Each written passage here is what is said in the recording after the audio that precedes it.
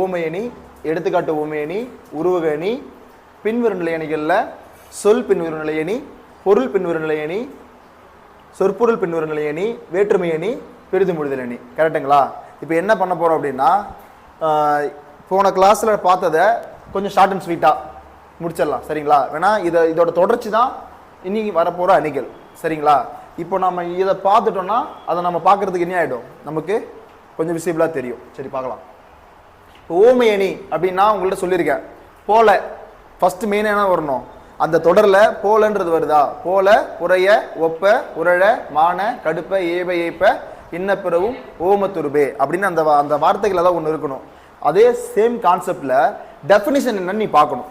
நான் ஒரு ஷார்ட்டாக இருக்கு பாருங்க, ஒரு பொருளை அதன் தன்மையை கொண்ட மற்றொரு பொருளோடு ஒப்பிடுவது ஓமை அணி. இதான் ஒரே லைன். இதான் என்னது, ஒன் லைன். ஒரு பொருள் நம்ம எடுத்திருக்கோம், அந்த பொருள் என்ன பண்ணோம், அந்த தன்மையோட இருக்கக்கூடிய அந்த பொருளோட என்ன பண்ணணும், ஒப்பிடணும். என்ன சொல்ல போனா சிறப்பிச்சு காட்டணும். அதான் என்னது, ஓமை அணி. ஓமை அணிக்கு என்ன சொல்லிருப்பேன், எக்ஸாம்பிளுக்கு மலர் பாதம்னு சொல்லியிருப்பேன். மலர் போன்ற பாதம், அதுல வந்து மலர் போல அந்த போன்றன்றது மறைஞ்சி வரும், அதான் மலர் பாதம். அப்ப ஒரு பொருளை அதன் தன்மையை கொண்ட மற்றொரு பொருளோடு ஒப்பிடுவது என்னது, ஓமை அணி. சரிங்களா? நீங்க படிச்சிருப்பீங்க.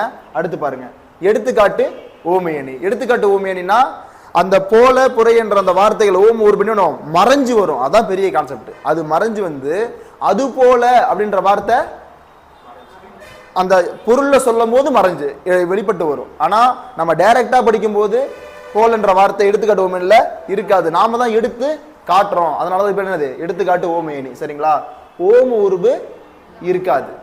ஓமை அணியில ஓம உருவு வெளிப்பட்டு வரும். எடுத்துக்காட்டு ஓமை அணியில ஓம உருவு மறைந்து வரும். இந்த ரெண்டு கான்செப்ட் புரிஞ்சா போதும். சரிங்களா? அடுத்து உருவக அணி.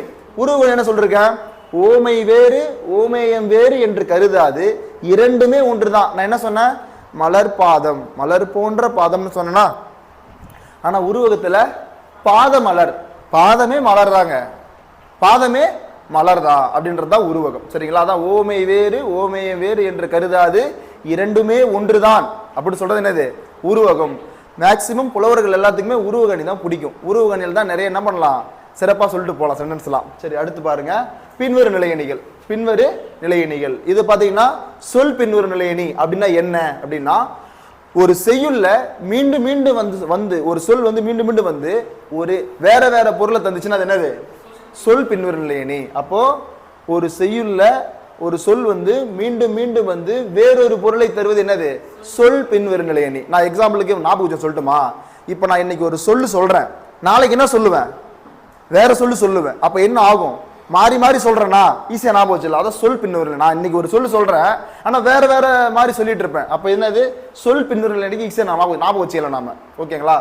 சொல் பொருள் பின்வரு ஞாபகம் வச்சுக்கலாம். சொல் பொருள் பின்வரு நிலை பாத்தீங்கன்னா அதே கான்செப்ட் தான். ஒரு செய்யுளில் முன்னர் வந்த சொல் மீண்டும் மீண்டும் வந்து ஒரே பொருளை தரும், ஒரே பொருளை தரும். அப்ப என்ன பண்ணணும், நான் எனக்கு ஒரு சொல் உனக்கிட்ட நான் சொல்றேன்னா வச்சுக்கேன், என்கிட்ட நீ வாங்க சொல்லி எழுதி வச்சுக்கணும் ஒரு பொருளோட. மீண்டும் மீண்டும் வந்து நீ அன்னைக்கே சொல்லிட்ட, அப்போ ஒரே பொருளை நீ சொல்லணும். அப்போ சொற்பொருள் பின்வரு நீ ஈஸியா என்ன பண்ணலாம், டிஃபரன்ஸ் பண்ணிக்கலாம்.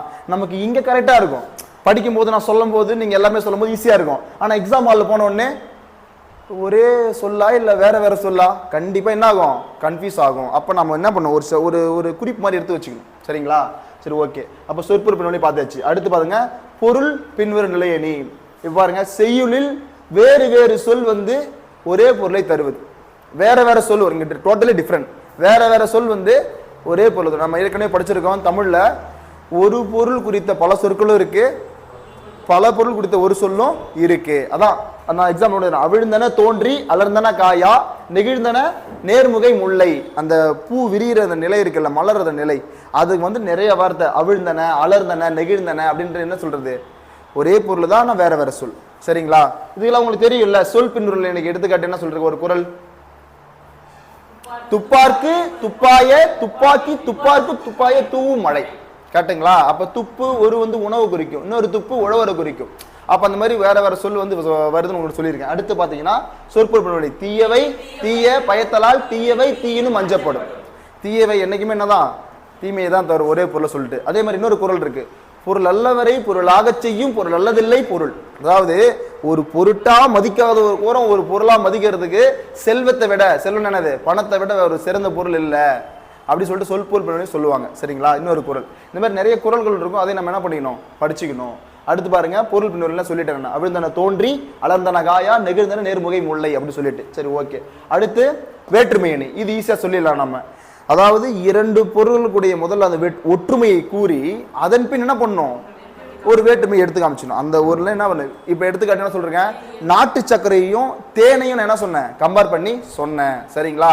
நாட்டு சர்க்கரை இனிக்கும், தேனும் இனிக்கும். ஆனா எது நல்லது உடம்புக்கு, தேன் தான் நல்லது. அதிகமா நாட்டு சர்க்கரை எடுத்துட்டா நமக்கு நோய் வந்துடும். கரெக்டுங்களா? அப்போ இரு பொருளுக்குடைய ஒற்றுமையை கூறி அதன் பிறகு அதன் ஒன்றை வேறுபடுத்தி காட்டுவது என்னது, வேற்றுமை அணி. சரிங்களா?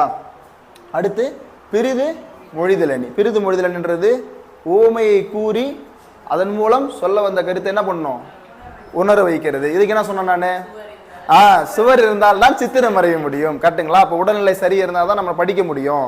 நாம் மட்டும் என்ன பண்ணக்கூடாது, சரியா சாப்பிடாம சரியா தூங்காம படிக்க கூடாது. கரெக்டா அளவான தூக்கம் அளவான சாப்பாடு இருந்தால் தான் நிறைவா நம்மளால என்ன பண்ண முடியும், படிக்க முடியும். சரிங்களா?